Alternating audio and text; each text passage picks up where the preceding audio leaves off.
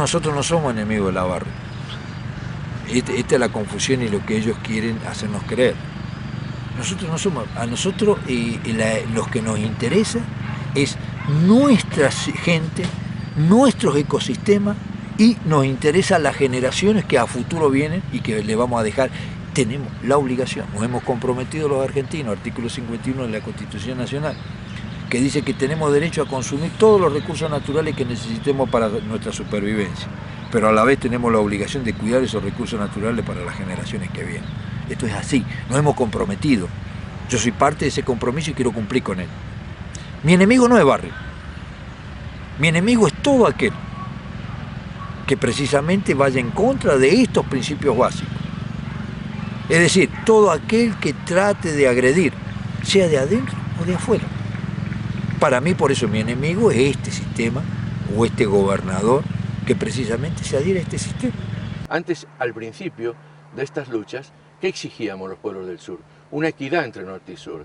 Es decir, no este desequilibrio de consumo, de derroche, sino repartir esa riqueza que se extraía y que se llevaba. Hoy ya no hablamos de esto. Hoy el enfoque nuestro es directamente que se vayan. Esto pertenece a los pueblos del sur y el desarrollo de los pueblos del sur está en echarlos, en rechazarlos. No podemos oponernos en una forma total a la minería de ninguna manera. Nosotros somos plenamente conscientes de que tanto desde los anteojos, el reloj, todo está fabricado con oro, con acero, con distintos minerales, con aluminio. Sin embargo, nos oponemos a este tipo de minería que hoy en día está en discusión, no por oponernos a la minería, sino por el grave riesgo de contaminación que existe con ella. La idea de que se trata de una minería distinta a la que se estudió hasta ahora. No es una minería que está en los colegios, que se enseña en las academias.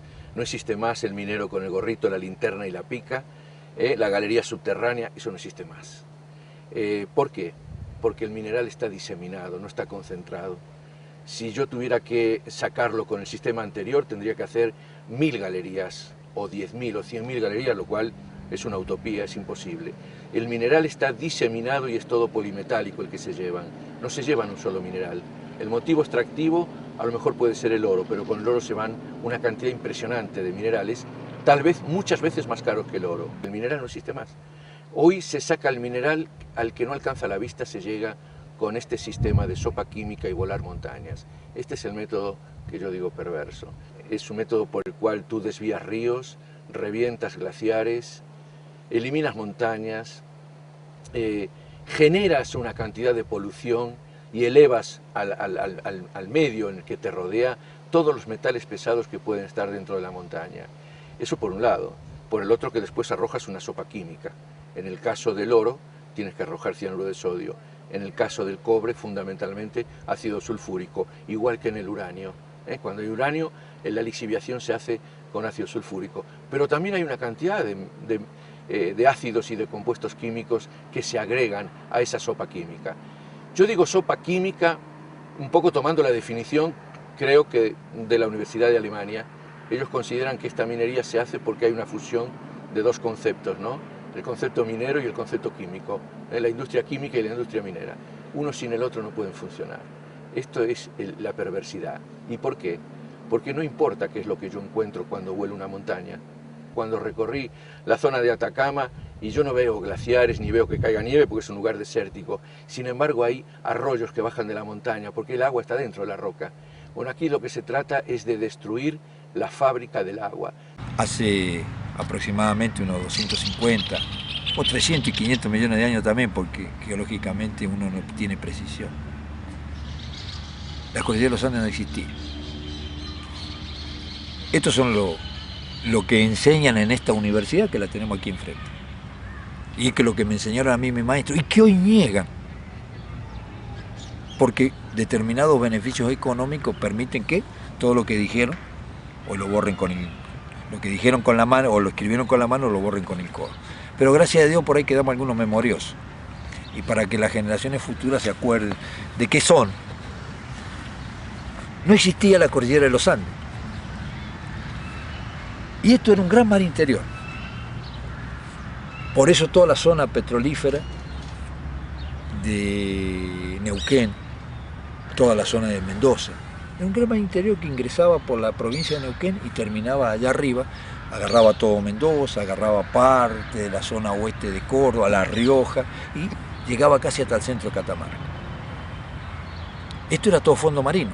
Hay diversos aspectos ambientales al inicio de la actividad, desde el momento que tiene la concesión o que tiene un cateo, tiene un plazo determinado para llevar a cabo su actividad de exploración, y por otro lado tiene que tener aprobado el estudio de impacto ambiental, y muchas veces los plazos no son coincidentes, aunque en la práctica los gobiernos, las autoridades provinciales son bastante expeditivos en actividades de exploración para aprobar los estudios de impacto ambiental. Básicamente, lo que son los minerales de las minas de primera categoría, que son las minas de plata, de oro, de platino, de los metales que tienen más valor comercial. Una vez que vos cumplís una etapa, tenés derecho a la etapa siguiente. Vos haces, por ejemplo, un cateo, tenés derecho a una prospección. Haces una prospección, tenés derecho a una exploración. Haces una exploración, tenés derecho a la explotación. Y cada una de estas tareas, cada una de estas etapas va relacionada con la otra. Vos decís, señores, acá tengo el informe del trabajo de exploración, ahora pido la explotación. No se lo puedo dar. No, pues yo terminé con la etapa de exploración, cumplí con los recaudos legales del Código Minería, yo tengo derecho a la explotación. Todo va funcionando así. O sea, está realizado de tal manera en que cuando empieza una actividad minera es muy difícil de pararla. Y este es el objetivo también de la legislación, ¿no es cierto? Que vos no te puedas oponer. Si vos no te pones al principio, después va a ser muy difícil, porque ya no lo podés parar. ¿Qué es lo que pasa en Andalgalá, en Santa María, el emprendimiento debajo de la lumbrera? No lo pueden parar.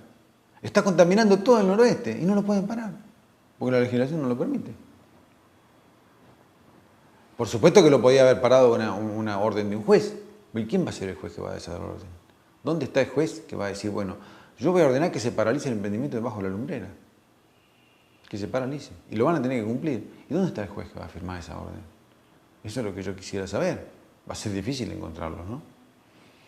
Y una vez que firme esa orden, bueno, va a tener que cuidarse mucho, porque su salud va a estar en serio peligro a partir de ahí. Esto es realmente leer el código de minería. Yo cuando se llegó Meridian Gold y que empezamos a trabajar, empezamos a ver cómo armábamos esta movida de resistir.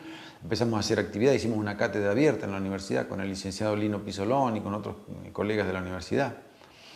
Empezamos a organizar cosas desde la universidad, desde todos los ámbitos empezaron a organizar cosas, porque la gente empezó a ver que había que hacer cosas concretas, ¿no es cierto? Y bueno, a mí me tocó dar una charla sobre la minería, y cuando me puse a estudiar el código de minería, realmente era una obra como si estuviera leyendo una de terror, ¿eh? Era una de Lovecraft, era muy, muy, muy feo. Realmente me pareció indignante las cosas que se habían firmado, ¿eh? en la década de los 90 por nuestros senadores y diputados.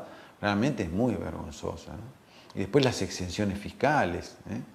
Todo lo que es la parte impositiva, es increíble que una actividad pueda estar pero tan subvencionada. No hay ninguna actividad en el país que esté tan beneficiada con beneficios fiscales y de todo tipo. No hay ninguna. Ahora, el agua la están tomando del mismo río. Del mismo río. Agua para uso doméstico, no para beber. Ajá. Para beber se usan botellas de agua, o en la planta donde hay tratamiento por ósmosis inversa, hay un agua potable hecha en la planta. ¿Y el agua para los procesos? También es del río. ¿Y esa vuelve? Esa vuelve con riego, en proceso de riego, de caminos. Pero no vuelve en la parte que es de exhibición, vamos a charlarlo arriba. No vuelve, es circuito cerrado. Yo diría, es tan aberrante, es una traición a la patria lo que acá han hecho esta gente, que a veces uno busca un calificativo que pueda definir esto y cae en el ridículo buscando el calificativo. Pero tú imagínate, para que esto pueda ocurrir en las altas cumbres, hicieron un tratado binacional argentino-chileno donde 100 kilómetros de un lado aproximadamente y 100 kilómetros del otro se le ceden a las transnacionales que vienen a operar acá. porque el mineral está de ambos lados, tanto de un lado como del otro. Ese tratado binacional argentino-chileno es realmente el gran disparate. Richard Miles aparece como primer secretario de la Embajada norteamericana.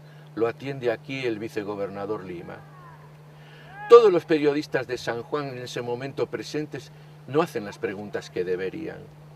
Le preguntan a Lima, le tendría que preguntar a Lima que habló con el funcionario Richard Miles de la Embajada norteamericana, sino preguntarle claramente, ¿usted sabe quién es Richard Miles? Así Lima nos hubiera dicho lo que Richard Miles mismo dijo de sí mismo. Se presentó como ser el responsable político, militar de 4 provincias argentinas frente a la Secretaría de Estado de Norteamérica. Él se presenta como responsable de 4 provincias. ¿Qué provincias? Córdoba, Misiones, Jujuy y San Juan. De hecho, pensamos, Misiones la triple frontera, Córdoba el centro de la República, Jujuy límite con 3 provincias claves del noreste argentino. ¿Y San Juan por qué? Y San Juan porque aquí se aplica por primera vez el Tratado Binacional Argentino-Chileno, la primera vez en el planeta, donde este país, hay un tercer país en la cordillera de los Andes que no es ni argentino ni es chileno, es de ellos, es de las transnacionales que operan y que les pertenecen, es de ellos. Esto es realmente lo que está ocurriendo. Este grupo, por supuesto, estaría entonces trabajando con los empleados y con las esposas, que como estábamos diciendo ayer, son 2 grupos esenciales. Es súper importante y por eso los tocamos primero, que este grupo esté verdaderamente trabajando de cerca en los mensajes y en la labor y el rol que tienen que jugar los empleados y las esposas dentro de la estrategia. Entonces ellos tendrán reuniones semanales o 2 veces a la semana con ellos sobre cuál es su rol. Por ejemplo, en las juntas vecinales, empezar ya a averiguar de dónde son, de cada barrio, cómo se sienten ellos para hablar con sus vecinos, etc. Yo actualmente estoy querellado por la empresa minera de Esquite, que es una empresa que pertenece a Meridian Gold. Actualmente esa empresa funciona como Patagonia Gold. Estoy querellado junto con otros 5 vecinos, o sea, 6 vecinos en total, 2 de los cuales son periodistas. Estamos imputados por un delito que se llama violación de secretos o divulgación de secretos también. La acusación reza sobre la divulgación de información que la empresa considera privada, confidencial o secreta. Esta divulgación se hizo a través de distintas actividades que lleva adelante la Asamblea, ¿no? Y la empresa, bueno, ha considerado que estas 6 personas, digamos, de las cuales yo formo parte de este grupo, somos los directamente responsables, ¿no? Bueno, pero la Asamblea tiene otra mirada. La Asamblea de Esquel y el pueblo de Esquel tiene la mirada de que estamos todos denunciados por la minera, ¿no? Social, una de las tareas que se ha propuesto la minera, esto ya nosotros lo sabemos porque lo han manifestado en distintas oportunidades, uno de los objetivos que ellos tienen es desactivar la resistencia. El foco mayor de resistencia en Esquel, por supuesto, que es parte de la Asamblea de Vecinos, ¿cierto? Entonces, una de las formas es perseguir judicialmente, pero otra de las formas es desprestigiar también las actividades de los vecinos, ¿cierto? Hay varios operadores que realizan esta actividad, ¿no es cierto? Políticos, periodísticos, etcétera, que se encargan de desautorizar o de minimizar o de despreciar todo lo que hace la Asamblea para producir un desgaste, ¿no es cierto? Y también para ir reduciendo la capacidad de lucha, de movilización, porque la minera, para poder obtener el consenso social, necesita que la Asamblea no funcione, de alguna forma. Pero mi preocupación es que la información que ella puede tener en su posesión aquí salga a la calle en un momento complicado para nosotros. ¿Qué información tiene Darcy? Específicamente, danos un ejemplo. Del hecho de que la vamos a tratar de dar vuelta a la comunidad. Eso es algo que hoy en día no puede salir de la calle. Todos estos inversionistas necesitan operar en un sitio donde la enemistad con Chile no es conveniente. Conviene que haya una amistad, conviene que haya un tratado de amistad entre ambas naciones. A nosotros esto nos llamó la atención, la forma en que, cómo se fueron dando estos elementos en la época en que estuvimos a punto de entrar en guerra con Chile. Argentina estuvo a punto de enfrentar a Chile y sin embargo terminó en un tratado de paz y amistad. Y esto fue así porque Chile le exigió a Argentina, por ejemplo, firmar la famosa poligonal, donde una parte del territorio que exigía Chile, Argentina se lo tenía que ceder, y en los continentales de por medio, ¿verdad? Esto es lo que a nosotros nos llamaba la atención, esa poligonal. Bueno, Argentina firma, Chile se siente feliz y dice, hemos triunfado. Argentina logró el compromiso con el primer mundo de decirle, señores, tratado de paz y amistad. Todos creyeron que habían ganado y sin embargo hubo un solo ganador. Ese ganador fue Bush, porque después del Tratado de Paz y Amistad se elaboró un tratado de implementación conjunta argentino-chileno que cede la cordillera de los Andes a las transnacionales. Se crea ahí arriba un tercer país que tiene en sus fundamentos, puede pisotear parques nacionales, biosfera de San Guillermo, todas las áreas protegidas que se te ocurran. Tienen la libertad absoluta de hacerlo. El grupo minero Veladero, ¿cómo se conforma? Los políticos. Son todos políticos, son todos los partidos políticos. Es un ente creado por el gobierno provincial y en la cual el presidente y el vicepresidente lo nombra el Poder Ejecutivo de turno. Los vocales son 3 vocales y depende de la cantidad de mayoría o minoría que haya. La primer minoría nombra un vocal y la segunda minoría nombra el segundo vocal. El presidente, que lo nombra, y el vice, que lo nombra el Poder Ejecutivo, tiene 2 votos. Punto. El seguro ambiental es un tema que ha tenido una gran oposición en otros países del mundo. Luego hay seguros limitados en materia de daños ambientales y no es el daño súbito accidental, que eso sí está asegurado, sino es el daño que en la jerga de materia de seguro se conoce como gradual. Y es lo que pide la Ley General del Ambiente. Pero está redactado de una forma muy mala. Por ejemplo, dice contratar un seguro de cobertura. La verdad que eso, un seguro... No se sabe qué es un seguro de cobertura, se entiende que debe ser un seguro o una cobertura y lo que en definitiva está buscando es garantizar el financiamiento de la recomposición del daño.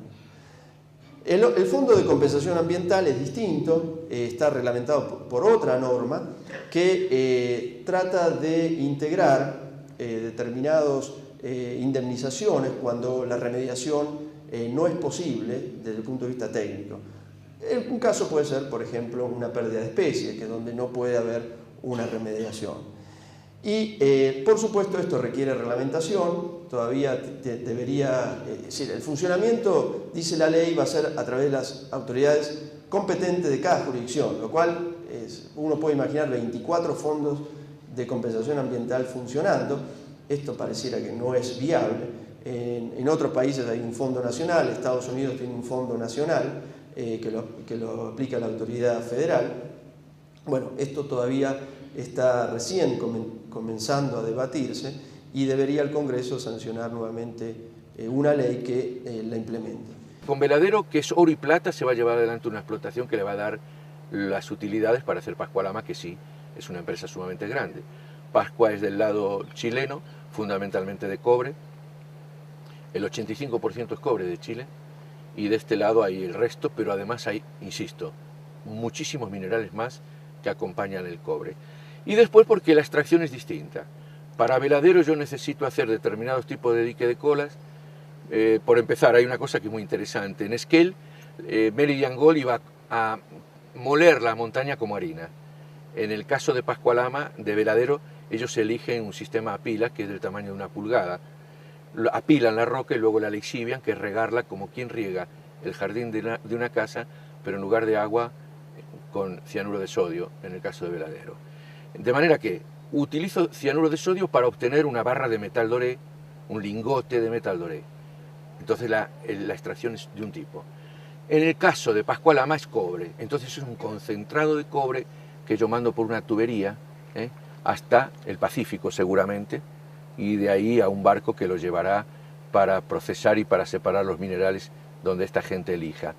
Pero se va el concentrado de cobre, que lleva cobre por supuesto, pero también lleva oro, también lleva plata, molibdeno, renio, uranio, la cantidad de minerales que acompañan a estos yacimientos que están diseminados. Pascualama va a necesitar exactamente 33.300 millones de litros de agua al proyecto. Y es el mismo río Las Taguas. Y a eso sumarle San Carrón, y a ese sumarle La Ortega, y a ese sumarle Vicuña, porque están dentro de la franja de los 125 kilómetros. Es una cosa, y el río es el mismo. Las precipitaciones son las mismas año a año. Esto es imposible que nuestros ecosistemas toleren esto.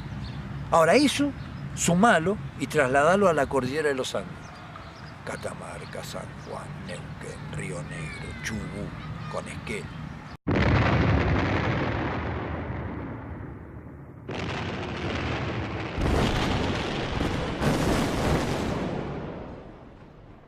Lo que se alcanza a ver ahí es la Quebrada del Diablo, que es lo que denomina, digamos, a la parte mineralizada más importante, que estaría ubicada ahí. Esa es la Quebrada de Varela, la Quebrada del Rodado. Este es más o menos cómo va a quedar el plan de mina, con las pilas de lixiviación aquí, el open pit ahí, parte de las escombreras, el camino de acceso y parte de las instalaciones que las vamos a describir más adelante. Esto solamente para ubicarlo. Cabe aclarar que todo este es el encape de calizas que será removido para la explotación, porque el cuerpo mineralizado está más o menos en esa posición. El río Gualcamayo es de carácter temporario en esta parte, es permanente aguas arriba, de manera que nuestra fuente de agua está más o menos ahí, que es los pozos que tenemos. Pues esto ya es yéndonos hacia el este, un poco para mostrar aquí lo que es nuestro plan de desarrollo sustentable. En realidad la idea de la compañía es hacer un plan de forestación importante ahí con algarrobos y en parte con olivos para hacer uso del agua de calidad industrial que va a generar el proceso.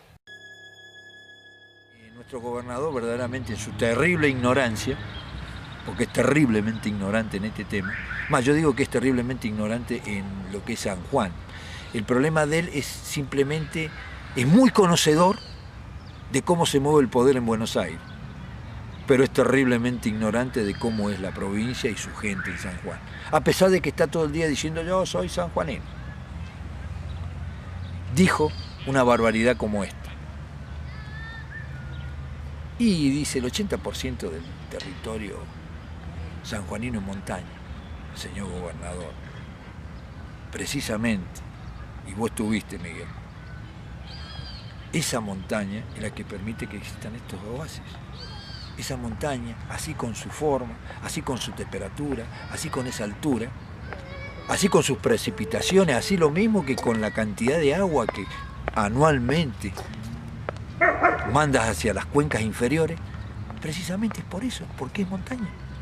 Las empresas mineras, perdón, esto no lo digo yo, esto está estipulado en el mundo, es el principal influjo de calentamiento global en el planeta, por la forma disparatada y por el alto consumo de la producción de dióxido de carbono y demás que producen estas mineras.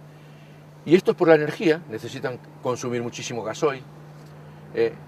Veladero y Pascualama equivale, Veladero, Pascualama y Penélope, de trabajar al unísono, consumirían la cantidad de energía que produce Atucha.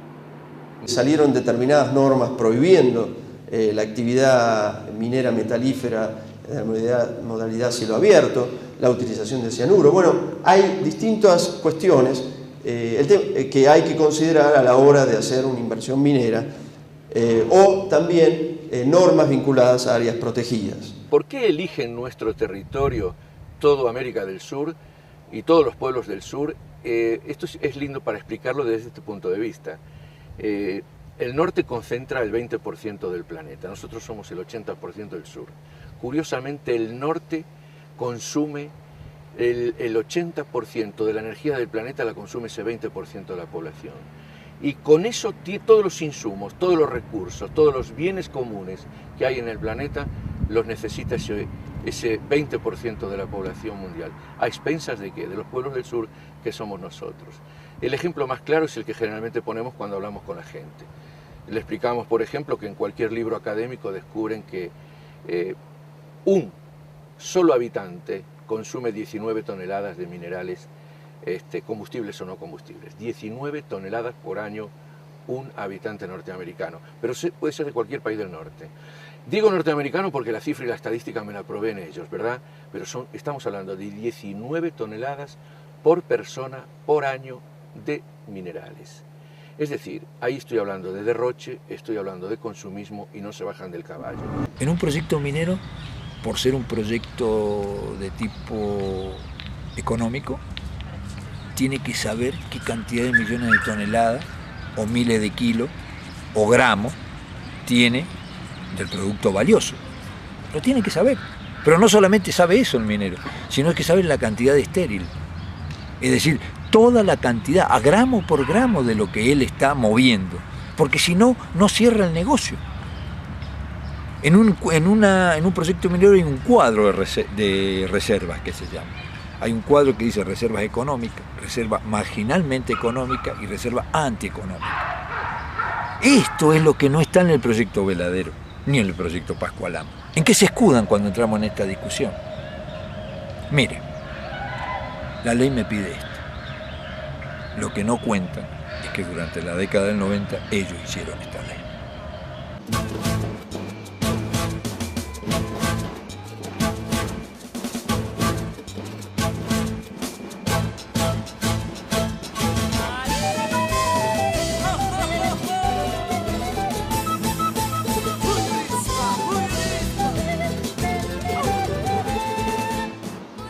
En un día de explotación en una mina de oro, como hoy se está haciendo en Veladero, se usan 6 toneladas de cianuro de sodio y se utiliza 1 millón de litros de agua, en realidad 1000 litros de agua por segundo. Se dinamitan 42.000 toneladas de roca, se realizan 2 explosiones, a veces 3 por día, para lo cual usan 7 toneladas de explosivos. Se muelen 3.000 toneladas de roca hasta convertirla en harina, eso en el caso de Esquel. En el caso de Veladero, del tamaño de 1 pulgada. Usan 400 kilos de ácido clorhídrico, 400 kilos de soda cáustica, 46 kilos de litargirio, 23.300 kilos de cal, 2.500 kilos de azufre. Pero esto es apenas una parte de la sopa química que arrojan en la cordillera. ¿Y de qué estamos hablando? De que esto está ocurriendo todos los días, los 365 días del año. El agua no se vende, el oro no se come, la tierra es de la gente que lucha y la defiende. Que tengamos esto todavía un poquito más claro